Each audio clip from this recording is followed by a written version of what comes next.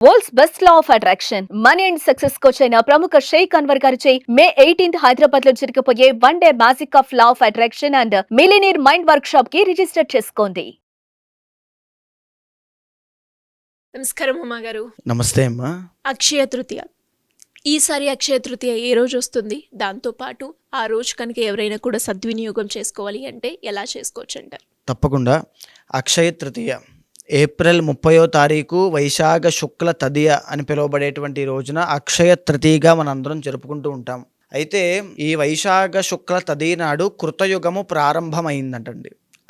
అందుకోసమే ఆ రోజున మనం ఏ పుణ్య కార్యక్రమము చేసినా, ఏ దాన ధర్మములు చేసినా, లేకపోతే ఏ పరిహారములు చేసినా, పితృ తర్పణములు చేసినా, ఎలాంటివి ధ్యానము, జపము, హోమము ఏమి చేసినా సరే కోటి రెట్లు ఫలితాన్ని ఇస్తుంది. అంటే అక్షయం అవుతుంది. అందుకోసమే దాన్ని అక్షయ తృతీయ అని పిలుస్తూ ఉంటారు.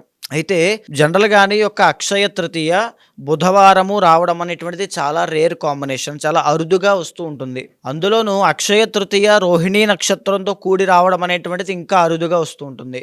అలాంటి కాంబినేషన్స్తో ఈ యొక్క సంవత్సరం ఏప్రిల్ 30వ తారీఖున అక్షయ తృతీయ వచ్చింది. చాలా మందికి ఉన్నటువంటి అపోహ ఏమిటి అంటే అమ్మ, అక్షయ తృతీయ నాడు బంగారము కొంటే అక్షయం అవుతుంది, చాలా ఎక్కువగా పెరుగుతుంది, మేము ధనవంతులు అవుతాం అనేటువంటి అపోహతో విపరీతంగా బంగారం కొంటూ ఉంటారు. కానీ అది నిజం కాదు. ఆ రోజున శాస్త్రము బంగారాన్ని దానం చేయమని చెప్పింది, భూమి దానం చేయమని చెప్పింది, గోదానము చేయమని చెప్పింది, లేని వాళ్ళకి అన్నదానము చేయమని చెప్పింది, జలదానము అంటే వాటర్ పంచమని చెప్పింది, చెప్పులు లేని వాళ్ళకి చెప్పులు ఇచ్చినా, పడుకోవడానికి వసతి లేని వాళ్ళకి ఒక దుప్పటో తలగడనో లేకపోతే ఏదైనా ఒక చాపో ఏదైనా ఇచ్చినా, లేకపోతే పెరుగు దానంగా ఇచ్చిన, గోధుమలు శనగలు ఈ రెండు, పెరుగు ఈ మూడు చాలా ముఖ్యమైనటువంటి అంశాలండి. గోధుమలు, పెరుగు, శనగలు ఎవరైతే అక్షయ తృతీయ నాడు దానంగా ఇస్తారో వాళ్ళకి శాశ్వతమైనటువంటి శివ సాయుధ్యము అనేటువంటిది లభిస్తూ ఉంటుంది.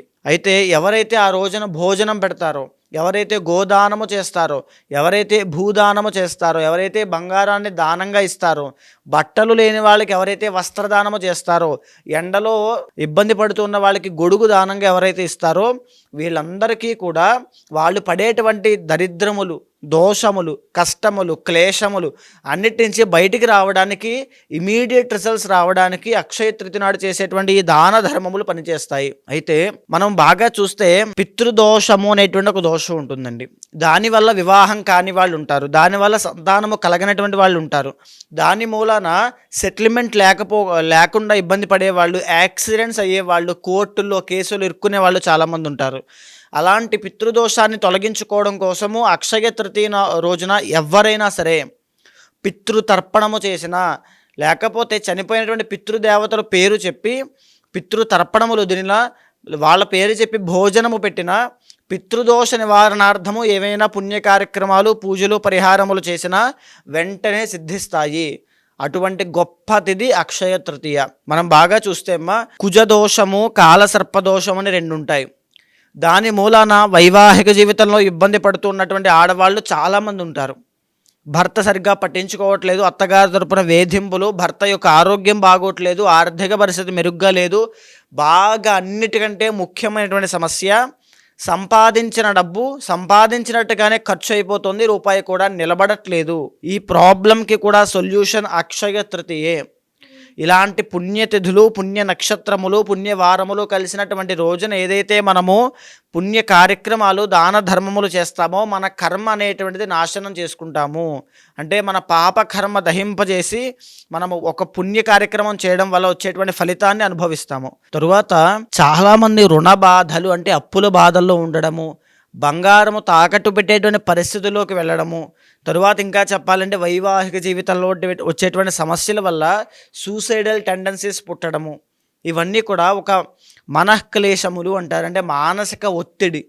ఇవన్నీ కూడా తీవ్రంగా ఇబ్బంది పడుతున్న వాళ్ళు కూడా అక్షయ తృతీయ నాడు కనుక పరిహారములు పర్సనల్ చార్ట్ ద్వారా చేసుకుంటే ఇమీడియట్ రిజల్ట్స్ అనేవి వెంటనే వాటి నుంచి బయటకు రాగలుగుతారమ్మా. మీనరాశి వారు ఎవరైనా కూడా ఈ అక్షయ తృతీయ రోజు వారు ఏదైతే సమస్యను ఎదుర్కొంటున్నారో దాన్ని క్లియర్ చేసుకోవాలి, దాన్ని సద్వినియోగం చేసుకోవాలి అంటే ఎలా ఉంటుంది? తప్పకుండా అమ్మ. మీనరాశి వాళ్ళకి ఏదైతే మనం అక్షయ తృతీయ కోసం మాట్లాడుతూ ఉన్నామో, ద ఒరిజినల్ 12th లార్డ్ అండి మీనరాశి అంటే. అంటే వ్యయస్థానము, వ్యయము అంటే లాస్, ఇవన్నీ చూపిస్తూ ఉంటాయి. విపరీతమైన డబ్బులు ఖర్చు అవుతోందండి, విపరీతమైన ఆరోగ్య సమస్యలు ఉన్నాయండి, విపరీతమైన పరువు నష్టం అయింది, విపరీతమైనటువంటి సమస్యలు ఉన్నాయి. ఎంత కష్టపడుతున్నానో, ఎంత శ్రమ పడుతున్నానో, ఎంత టైం నేను వేస్ట్ చేస్తున్నానో, కానీ ఒక్క ఫలితం కూడా, ఒక్క రిజల్ట్ కూడా, ఒక్క సక్సెస్ కూడా నా దగ్గర రావట్లేదు అనేటువంటి భావన ఉంది అనుకునే వాళ్ళందరూ కూడా బాగా వినండి. మ్యారీడ్ లైఫ్లో ఇబ్బందులు ఉన్నాయి, ద్వికళత్ర యోగం, 2 మ్యారేజెస్ చేసుకునేటువంటి పరిస్థితులు కనబడుతున్నాయి, రిలేషన్షిప్ ప్రాబ్లమ్స్ ఉన్నాయి. ఉమ్మడి వ్యాపారం చేస్తున్నాను అంటే పార్ట్నర్షిప్లో వ్యాపారం చేస్తున్నాను కానీ అభివృద్ధి లేదు, చాలా ఇబ్బందులు ఉన్నాయి నాకు అనుకునేటువంటి వాళ్ళు కూడా వినండి. వ్యాపార రంగంలో కాకుండా ఉద్యోగం చేస్తున్నాను, నాకు అభివృద్ధి కనిపించట్లేదు, నా లైఫ్ ఇంతేనా అనేటువంటి ఒక భావన కలుగుతూ డిటాచ్మెంట్ కోసం ఎదురు చూస్తున్న వాళ్ళు, వైరాగ్యంతో సహా వాళ్ళకి కూడా రాబోయేటువంటి అక్షయ తృతీయ అనేటువంటిది చాలా విశేషకరమైనటువంటి రోజు. ఆ రోజున ఎవరైతే మహాలక్ష్మీదేవి యొక్క ఆరాధన చేస్తారో వెంటనే మీ ప్రాబ్లమ్స్ నుంచి బయటపడతారు. ఇందాక నేను ఏవైతే దాన ధర్మములు చెప్పానో ఖచ్చితంగా మీనరాశి వాళ్ళు అక్షయ తృతీయ నాడు చేయాలి. దాని వలన శివ సాయుధ్యము అనేటువంటిది కలుగుతుంది, శివానుగ్రహం కలుగుతుంది, అమ్మవారి యొక్క ప్రీతి, ప్రసన్నత అన్ని కూడా పొందుతారు. ఇంకా చెప్పాలి అంటే క్లిష్టమైనటువంటి సమస్యలు ఎవరైతే బాధపడుతూ సంతానము కలగక తీవ్రమైన హెల్త్ ఇష్యూస్ అంటే క్రానిక్ డిజార్డర్స్తో ఇబ్బంది పడుతున్నారో వాళ్ళు కూడా పర్సనల్ చార్ట్ చూసుకుని అక్షయ తృతీయ నాడే జప హోమ అర్చన అభిషేక దాన క్రతువులు, జప పారాయణ అర్చన అభిషేక హోమాది క్రతువులు తప్పకుండా ఆచరించాలి.